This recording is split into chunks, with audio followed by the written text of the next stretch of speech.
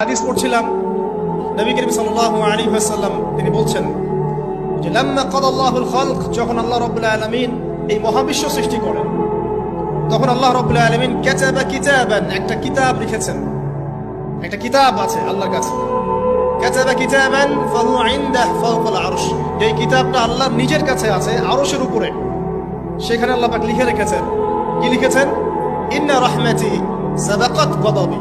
প্রতিটা ক্ষেত্রেই আমার রহমত, আমার দয়া, আমার করুণা আমার গজবকে পরাজিত করেছে। মানে আল্লাহ রাব্বুল আলামিনের গজব এর উপরে আল্লাহ পাকের রহমত অবস্থান করছে। জীবনের কোনো ক্ষেত্রে হতাশ হওয়ার কোনো সুযোগ নাই। আজকে পারিবারিক ভাঙন বলেন, ব্যক্তি পর্যায়ের আত্মিক ধ্বংসই বলেন, সমাজের বিপর্যয় বলেন, যাই বলেন, পিছনে একটা বড় কারণ আছে। সেটা হলো আল্লাহ থেকে দূরে থাকা মানুষ, আল্লাহ থেকে হতাশ হয়ে যাওয়া।